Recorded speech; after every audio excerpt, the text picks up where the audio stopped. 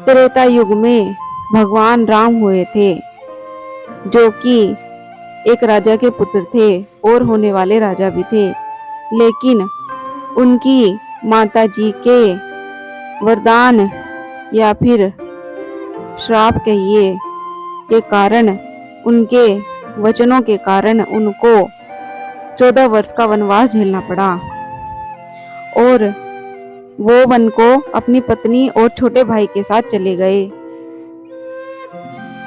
अब वन में लंका का राजा रावण भगवान राम की पत्नी सीता जी को धोखे से हर कर ले गया था। अपनी पत्नी के हरण के कारण भगवान त्रस्त थे और उन्होंने सीता जी को वापस लौटाने के लिए कई बार संदेश भी भेजा, लेकिन रावण माता सीता को लौटाने के लिए तैयार नहीं था। विवश होकर उन्हें उन पर युद्ध की तैयारियां करनी पड़ी। अब लंका जाने के लिए रास्ते में एक समुद्र पड़ता था और महाबली हनुमान ही एकमात्र ऐसे थे जो उस समुद्र को उड़कर पार कर सकते थे। लेकिन जो भगवान राम की सेना थी वो उस समुद्र को पार नहीं कर सकती थी, तो विवश होकर उन्हें उस समुद्र पर पुल बनाना पड़ा और उनकी सेना में 2 सेनापति थे, नल और नील, जो कि पुल बनाने की कला में पारंगत थे और वे जिस भी पत्थर को छू देते थे वो पानी पर तैरने लगता और डूबता नहीं था। भगवान राम की आज्ञा लेकर पूरी वानर सेना और नल नील कंकड़ पत्थर और बड़े बड़े पत्थर लेकर पुल बनाने में जुट गए। पुल बनाने का काम पूरे जोरों शोरों से चल रहा था।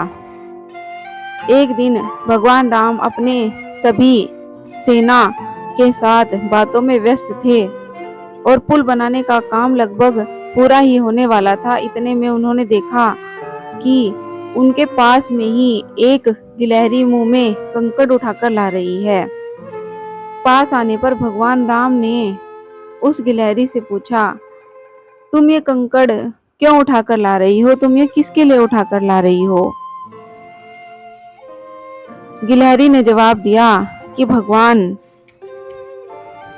पुल बनाने में आपकी मदद करने के लिए मैं ये कंकड़ ला रही हूँ ताकि आप सीता जी को वापस ला सकें, और बाहर से आकर यहाँ ठहरने के नाते आप मेरे मेहमान हैं और आपकी हर तरह से सेवा और मदद करना मेरा धर्म है। गिलहरी ने कहा। यह सुनकर भगवान राम की आंखें छलछला गई। उन्होंने कहा कि जब तुम्हारे जैसे प्यारे जीवों के दिल में मेरी सहायता करने की इतनी तीव्र इच्छा है तो मैं क्यों नहीं अपने उद्देश्य में सफल होऊंगा। उन्होंने गिलहरी का कंकड़ खुद अपने हाथों से पुल में लगा दिया। उसके बाद गिलहरी को बाएं हाथ में उठाकर दायां हाथ प्यार से उसकी पीठ पर फेरने लगे। कहते हैं कि तभी से भगवान राम की सांवली उंगलियों के निशान गिलहरी की पीठ पर अंकित हो गए थे।